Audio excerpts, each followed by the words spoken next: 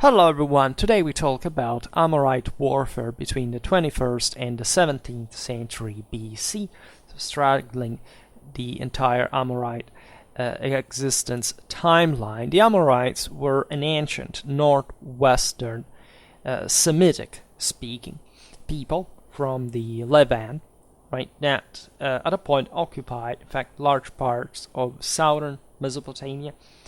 In fact, from the very 21st century BC, so from which we remember them, and the end of the 17th. They, at a point, established several prominent city-states in existing locations, such as Ibbi-Sin, Larsa, and later notably Babylon, as they created what, in fact, is the old Babylonian empire, Hammurabi, the one of the legal code, was in fact an Amorite, and as such, the processes we will see now, these fundamentally barbarian invasions from the desert areas, from these Bedouins, into the fact what were at the time some of the most brutally advanced civilizations in the north that were undergoing a political decline on their own, but let's say also were giving way under the pressure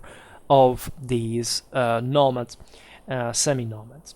The name Amorite comes from Amuru in Akkadian. The Sumerian name is Martu, right? The Egyptians that also documented, as we will see now with the tomb of Knumatep at Beni-Hasan, called them Amu, which in Egyptian would be throw stick people, but the actual etymology of the term Amuru is unknown. Amuru was the eponymous god of the Amorites, which means that at the time the god and the people would be thought to be one, because there was a much closer awareness of the fall, the fact that eventually all these peoples, in order to also boast any power, claim that they're sent from a divinity, right? That was quite warlike. Eventually, Amuru became almost a prototype for Mesopotamian deities. From the few we can understand about his very primitive origins, he was connected with this semi-nomadism, with the steppe, right? So it was also a god of war, and as we will see now, he was also described and depicted in arms, of course. So when we talk about the Amorites, as you understand, we are looking at some latecomers to civilization that we will see also through their arms and armor being so, given the extreme poverty, if you want, of their tools.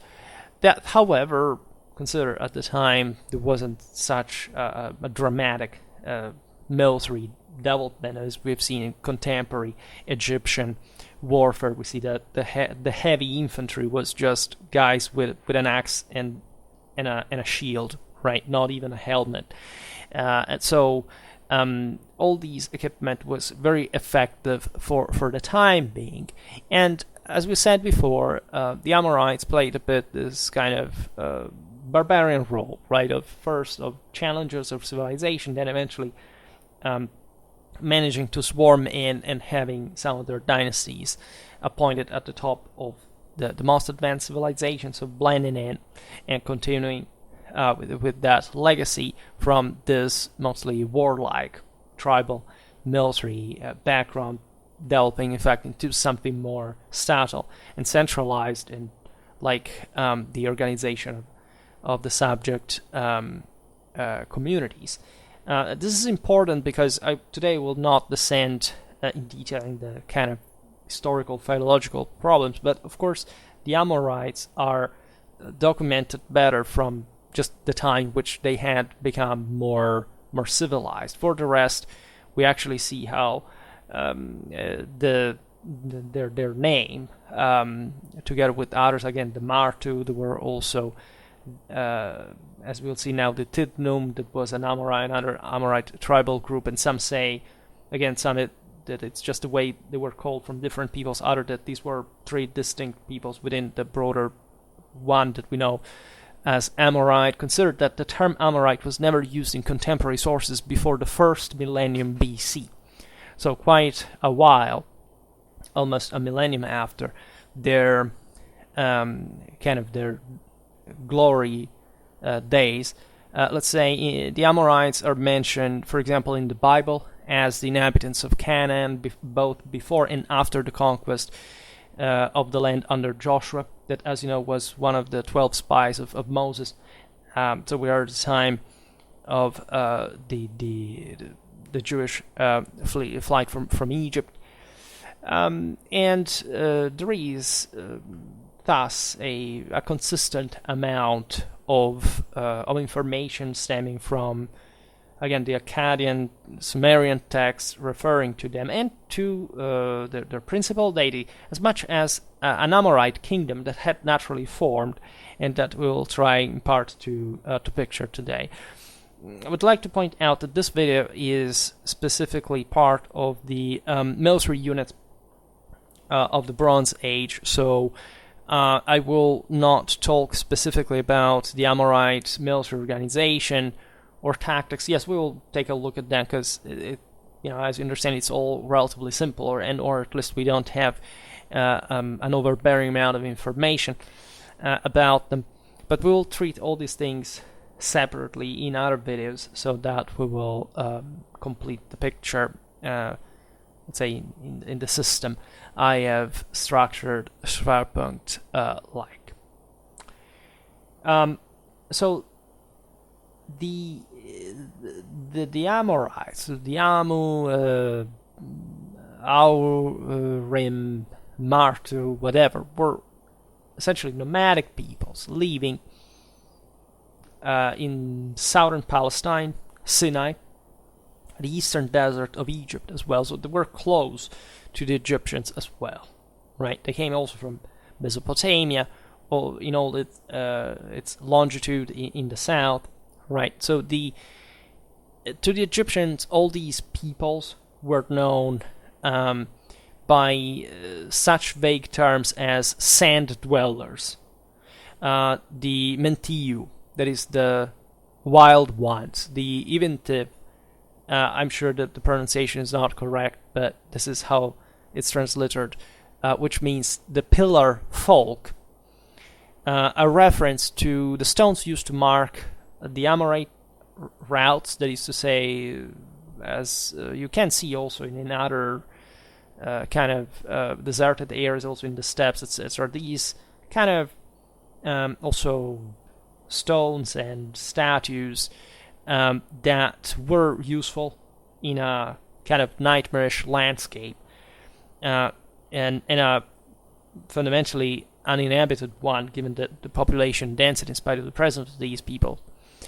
To, in fact, orient themselves, these peoples lived among, moving from an oasis to another, and they had this important points of reference that were functional, as we'll see now, for even very long-range movements that were all one with this necessity of expanding power, raiding into other more richer sedentary communities, and also to trade with them.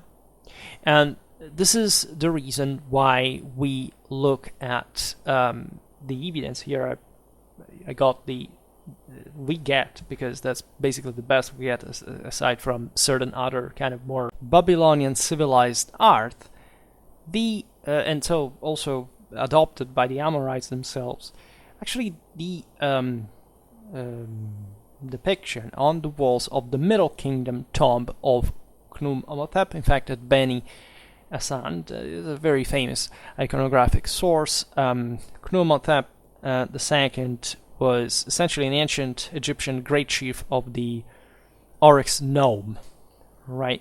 These were the Egyptian districts, right?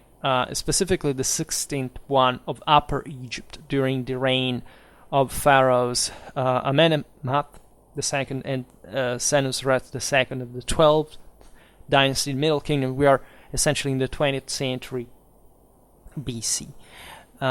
So again, very famous source, but interesting for us specifically today because it represents some of these nomadic peoples. And what is fascinating, first of all, is of course the fact that the Amorites here are represented in that, of course, completely unitary lifestyle that was not separated into civilian and military dimension, but they were all again one, right, living with their families, their cattle, on the move, right, and thus engaging in kind of just governance, kind of collecting tribute slash hash money, terrorizing, with predatory raids, looting, whatever, and also engaging in peaceful relations such as trading the product of that loot. Naturally, in a world that was one of the single most radically and traumatically brutal realities that you ever imagined. We will see also what it materially meant to live like this, because what is depicted here is not an average Amorite. It's the family of a leader, right? So what you see here is the top, right? That of course the Egyptians here were represented from peoples that they considered much inferior to them in many ways, and actually legitimately so, but that were still, however, quite well equipped actually for the circumstances in which they were dwelling. So this group of Amorites specifically is shown on Khnum-Motep tomb because these were people who had engaged into commercial relations with him, right? So these were people who came, as we've seen, from the outskirts of civilization. This is interesting because there is, again, we consider them Semitic, broadly meant, but as you see here, they are present in North Africa, in Egypt, in Sinai, in Mesopotamia. So as you understand, in an African, Asian interland that the Egyptians were, generally speaking, interested in, right? And that also the Mesopotamians were interested in, and that just lived around. You could imagine what the world was in the second millennium BC, especially in the beginning of it, an extremely weird thing for our mindset. It was a big deal just to be able to live in the first place, and that's how the mindset of these people was still practically designed. And we see here they are properly equipped with all they needed to survive out there. So the leading warrior has a dress characteristic here towards the end. I think of the video we'll insert another image of this coat of many colors, as it was named from actually Mesopotamian art. So a highly decorated, patterned, sleeveless woolen garment, a bit the ideal for the climate because the thermic excursions are very high, very cold at night, very hot in the day in the desert, and that covered the most important parts of the torso, the abdomen, but left also an important agility for the arms, especially pedigree, also the legs. As you see here, also there are, of course, other guys wearing something different. But this characteristic coat was, of course, very expensive for these people because material culture was miserable, to say the least. And it reflected a very high status among such populations. In the colors that you can see from the picture inserted here, we see red, blue, white. So they were important dyes to trade it in the process. if you look at the complexion here, there are also other kind of drawings that were recolored, but the people were had a like complexion. They were light-skinned, with black wavy hair and thin pointed beards. Again, this is how they're represented. Less because I say light-skinned in the sense that they were dark and kind of also Negroid characters in Egyptian art at the same time. So always remember that this art is very codified, and they cared about this ethnic differences because it was a way for defining different peoples that naturally were blended in many ways, also with actually people coming from much more far away. But still, what is meaningful and speaks volumes about this all is that over the shoulder of the leading warrior is carried a water skin, right? Which, if you live in the desert, you may want, in fact, ensure to bring with you. As you understand, the nomadic peoples of the Near East were many, so they divided also in groups that we can't fully picture individually.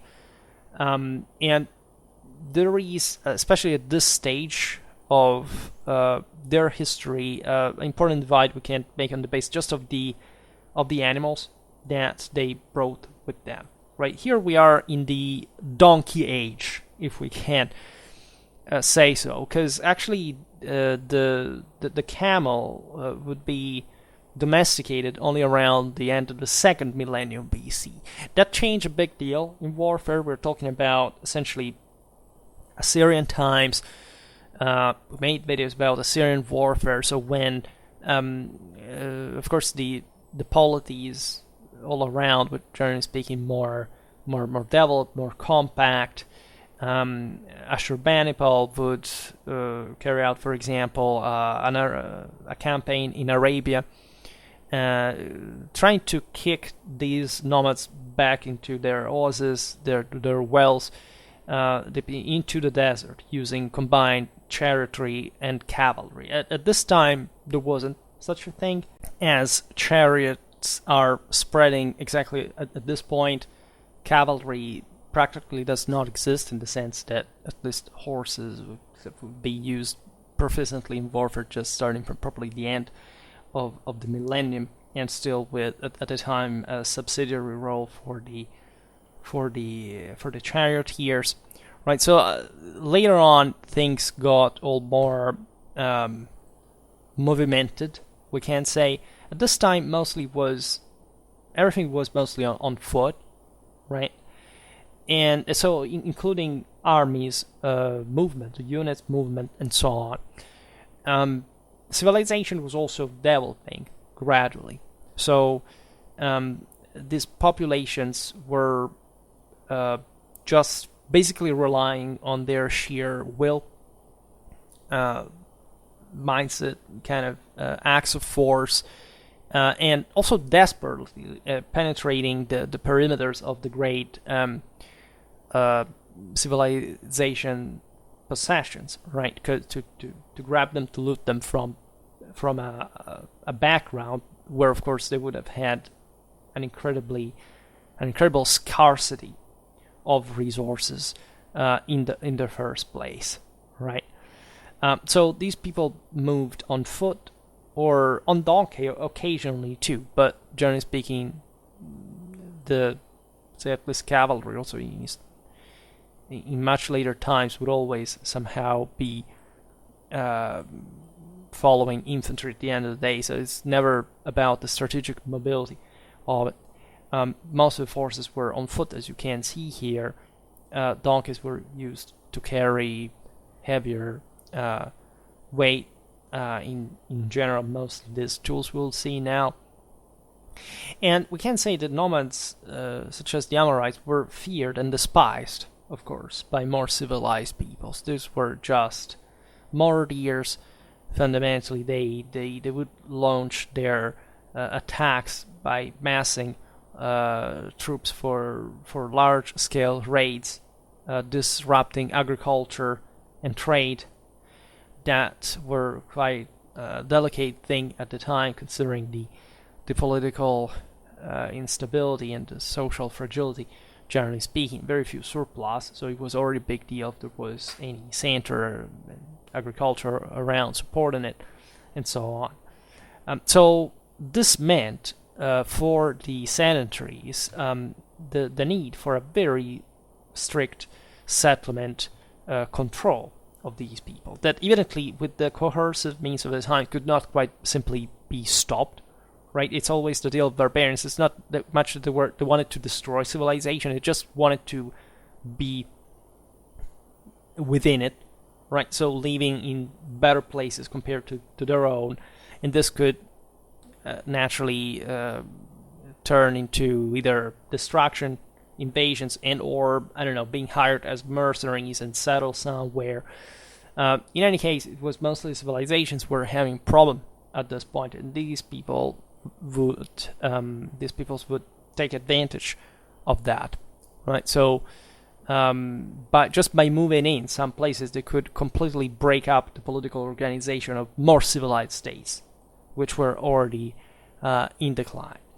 And when these tribes also assimilated the cultures into which they had infiltrated, they began to provide with ruling dynasties, as we have seen with the old Babylonian Empire with Hammurabi, that we remember as one of the great legislators, first great legislator in history, or at least say better the one that was kind of more easily accessible among the first ones. But just for saying, however, that as it always happens, these peoples were always revolving, gravitating around the other great civilizations. It's a bit like what the Arabs would have done later, right? During the Islamic invasions, they eventually started to rule simply as actually just Arabicized elites from regional states that were already standing with and that continued to be effectively what they had been in many ways, identitally, culturally, ethnically,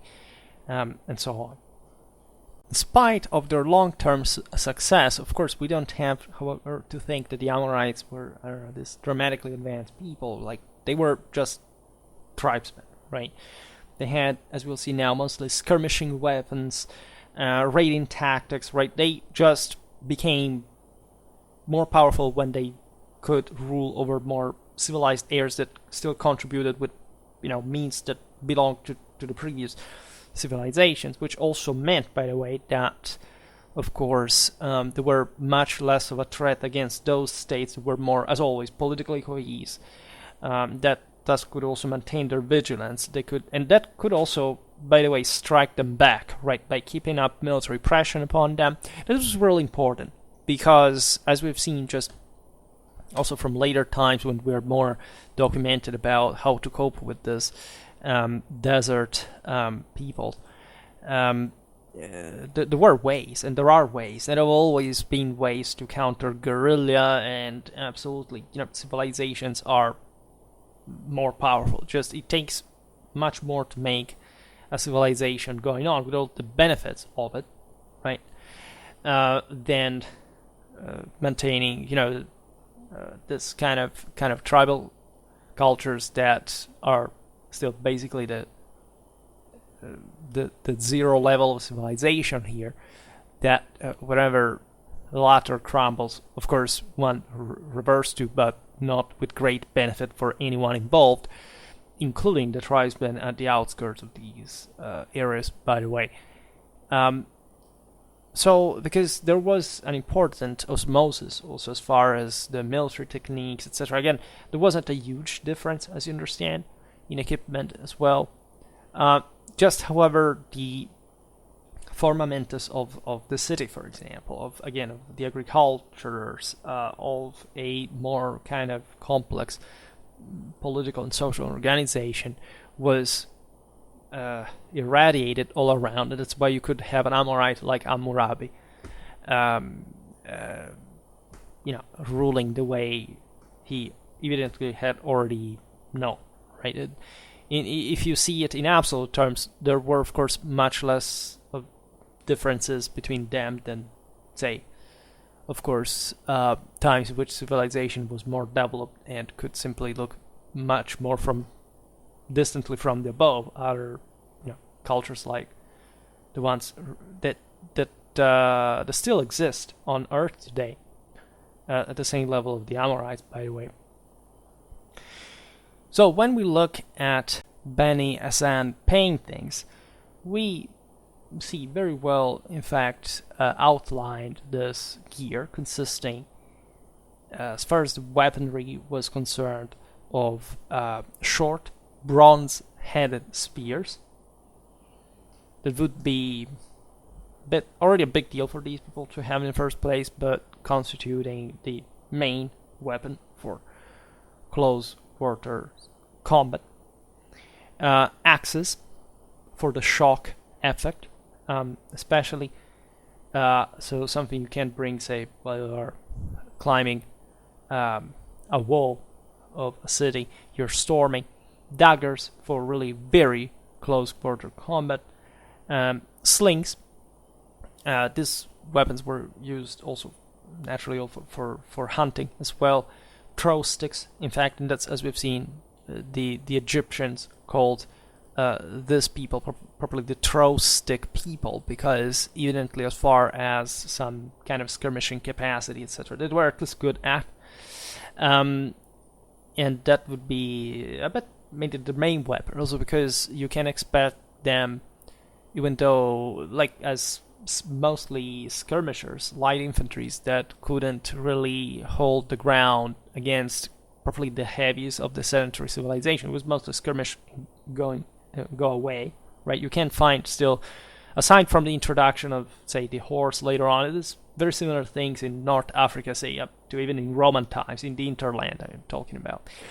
Then stave or simple bow as well, other, again, very relevant weapon. You can adapt to basically all situations. Arrows are depicted too, carried in tubular leather quivers.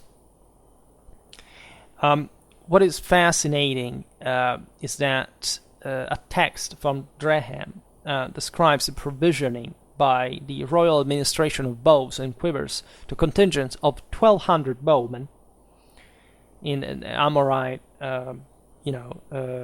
realm. So this tells you also how many troops they could compact. And sometimes this naturally was a big levy, right? And mostly of essentially missile light infantry. Nevertheless, the volume of fire that could be put together by these warriors was significant, as you understand. We do have an important amount of, especially also written evidence of the various weapons that the Amorites at some point dedicated to their gods. They're very precious. They're sometimes encrusted with gems, with precious stones. Naturally, this happening in a moment of substantial advancement of their civilization in the sedentary areas. Also from that we can document from much later the period we are, at least this unspecified period or place we are describing in a desertic context. And such weapons are mostly spears, as you understand. They were mostly non-functional, at least the ones that are described were mostly like votive objects. However, Amurru, the eponymous god of the Amorites, is often described and depicted as bearing a sickle sword, known as Jish-Zupi or Gamlum, right? So, of course, metal weapons were a thing, especially for the elites, and treasured as such, because they were incredibly precious for them, incredibly expensive. They would most easily loot than produce them, given their basic equipment here. Interestingly enough, we can see on the donkey saddle that is made up of plated sticks, right?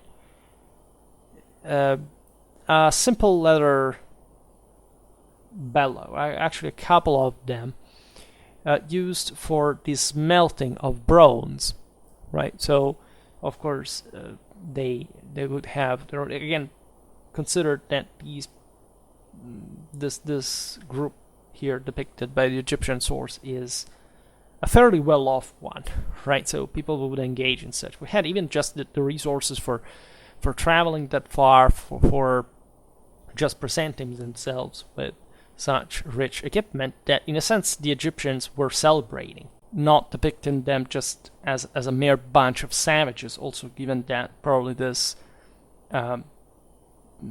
images celebrate a successful agreement by Khnumhotep II, and so on. We see still packed on the donkey here another water skin, again, meaningful enough, and a pair of javelins too. So you have here the women, as you see, the children. There is, interestingly speaking, a rear guard, a vanguard, right? So the precious things, the women, the wombs, the offspring, are, in between the donkeys too, that are very precious, that carry those precious tools, as we've seen also for smelting metals and so on.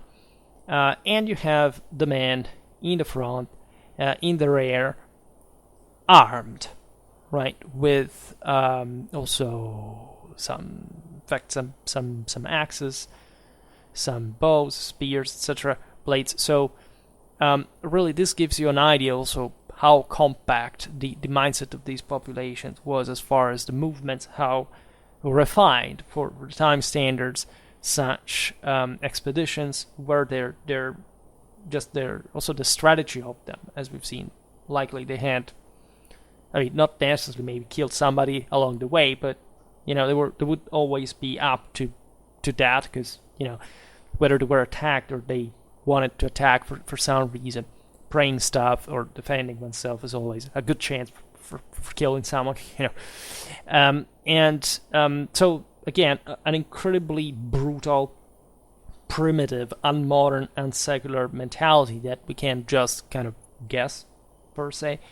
And again, the capacity of passing from that to killing someone must have been incredibly fast, natural, and also celebrated by their own culture, right? Consider that, again, the most important thing here to remember is that life cost literally nothing at the time, right? Not quite, but at least most people's lives was just, at least it was so easy to die in many ways, that especially as far as they would consider somebody else's life, especially the one of the sedentaries, of the peasants, again, people that they saw literally as subhumans, because they wouldn't live just the only possible way that they thought they could live, as tribal warriors, right? They would surely be quite quick at massacring, raping, enslaving, and so on. So it was completely normal for them. It was probably the single most important feature of their own universal identity, and that's also in many ways against some kind of more gentrified realities, why they managed even to open themselves a path within these larger groups and ending up dominating on them and hopefully civilizing a bit.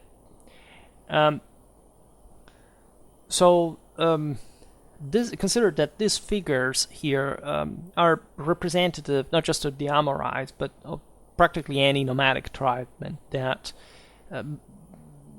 migrated in large numbers at the time from the Syrian steppe and into the Fertile Crescent during early 2nd millennium BC, right? Talking about the 20th to the 18th century, moment of instability, in fact, in Mesopotamia, at least some of the areas that in fact would be penetrated by these guys. And as an obvious consequence of a civilizational collapse, right, occurring. The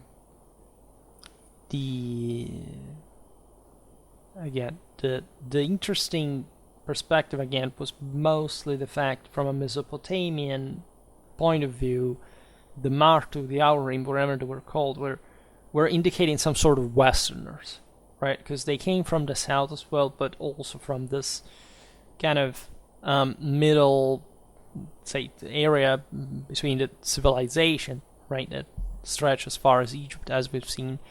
And we know them as the Amorites from essentially how we have been habituated to read the Bible, right? But again, mostly we know of the later phase, the one in which, of course, they could even simply leave more traces producing locally in sedentarized contexts, and so on, right? They were, for this, as we've seen, hated, despised. The settled Mesopotamians thought that were just a bunch of fanatic brutes.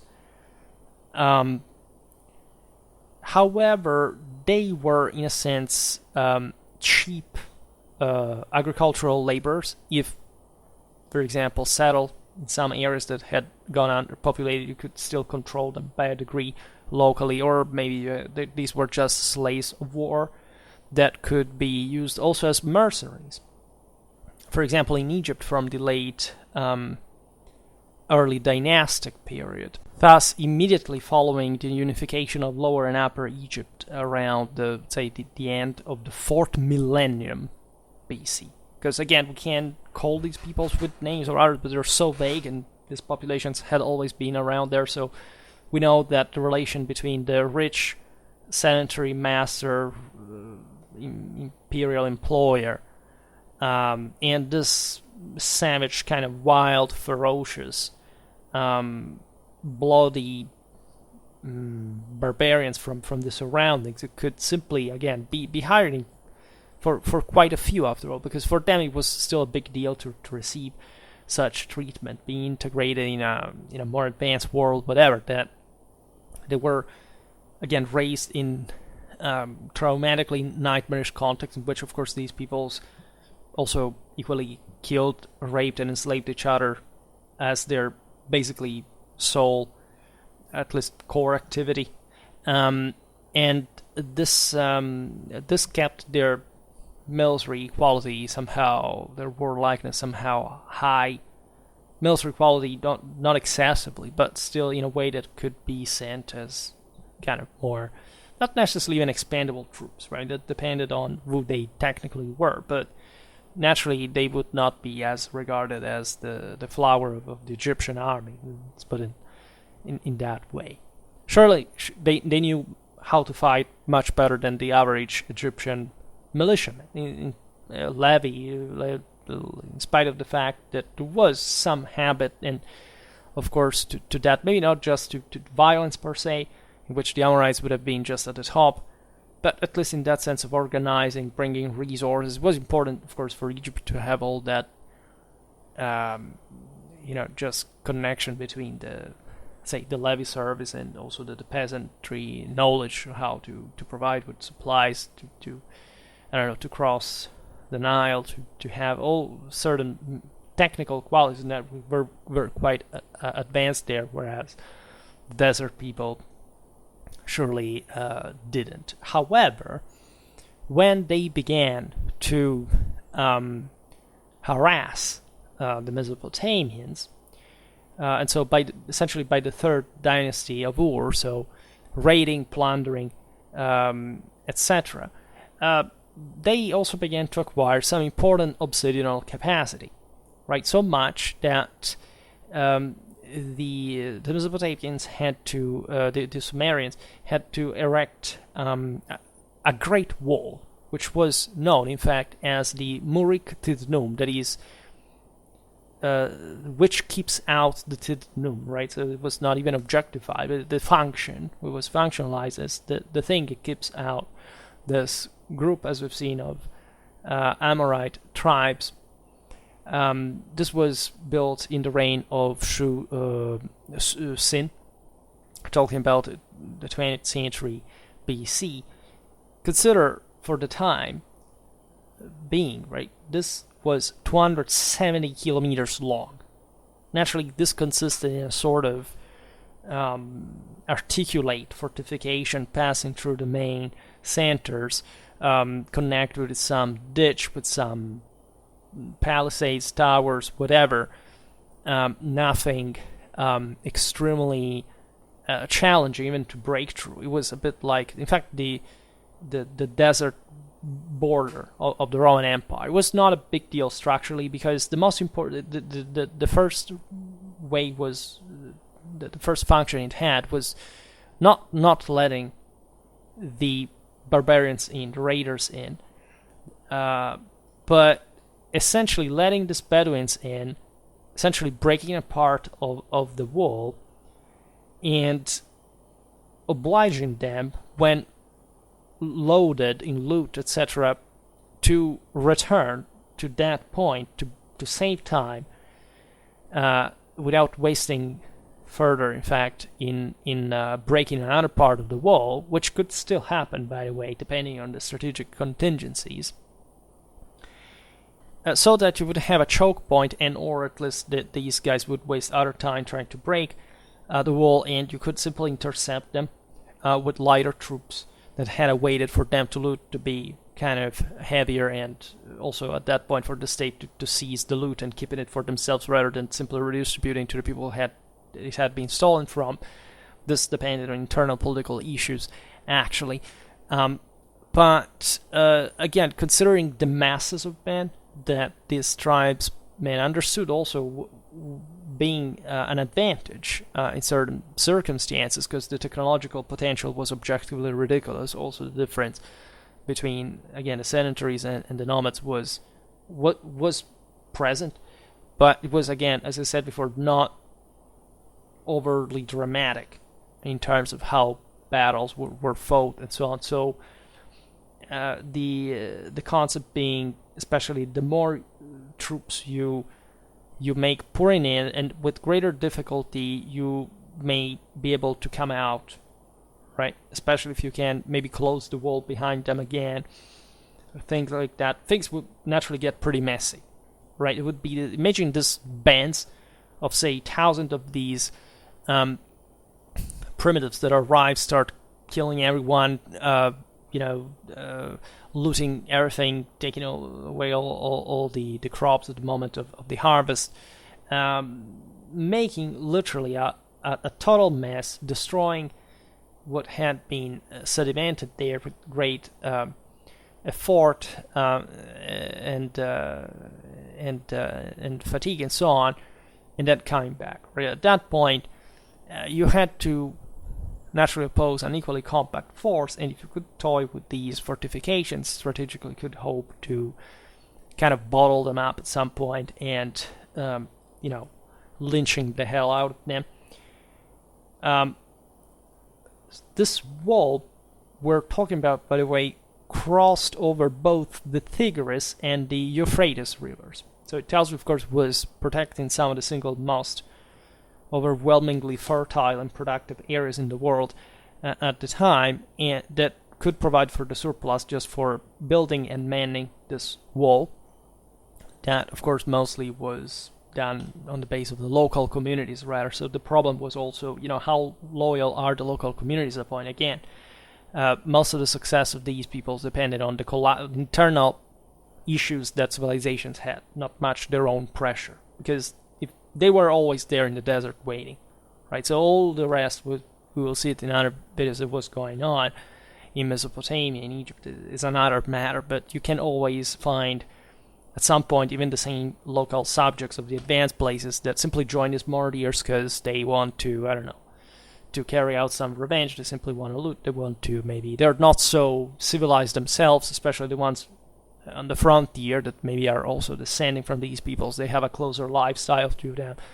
And so all things that you understand could happen on the desert fringe of the empire. In fact, the wall was finally penetrated in the reign of Ibbi-Sin. We're talking still about the 20th century. so it didn't last much, just a few decades in practice. And the widespread Amorite incursions contributed to the same collapse of the kingdom of Ur. So that's also where the Sumerians basically finish their parabola, and there are even these Babylonian powers based on fundamentally an Amorite core, right, and rule of conquerors and so on. Meaningfully enough, by the way, in some of the Amorite sanctuaries that we find in most civilized zones in the cities that they had occupied and so on, we find, at least in it's a Britain source, the mention of a battering ram offered as a votive gift to the deity. This is meaningful because it shows, of course, that battering rams were unsurprisingly already there. We have many other sources for that, but that the Amorites especially made use of them already, and that would be kind of obvious for just even trying to seize any center provided with a meaningful precinct, palisade, something that they needed to break in a way or another. So again, you can find all these shades of kind of advancement from civilization to this kind of desert people in the spectrum between them, and especially in war as a hybrid, right? That teaches people also how to evolve. We will thus return on the Amorites and similar populations for later times, because it doesn't end here. Again, we see this stuff until very late in time. You study, I don't know, the late Roman or Sasanian Arab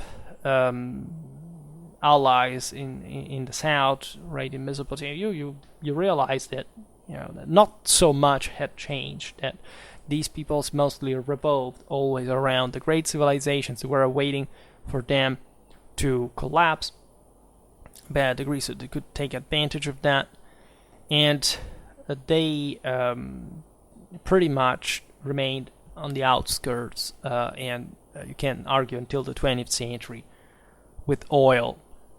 Not much had changed in practice. Of course, lots had changed technologically and so on, but let's say there are some areas that historically remain the fringe, remain the frontier, and this develops all a typical mentality that is also very aggressive indeed. Is this the same one again of the first Islamic invasions? Is this sense of perennial thirst of riches that these guys at the outskirts cannot have until there is a collapse, and they can at least seize control of areas that however change them forever, while the originary lands basically remain pretty much the same. We will observe at all these peoples at different times. Again, this was a video for the military units of my Bronze Age series. For today, however, I stop it here. I just hope that you enjoyed this video. If you did, please share it. Otherwise, leave a like or subscribe to my channel. If you're interested in my upcoming content, as always, I thank you heartily for listening to me. I wish you a nice time and see you next time. Bye.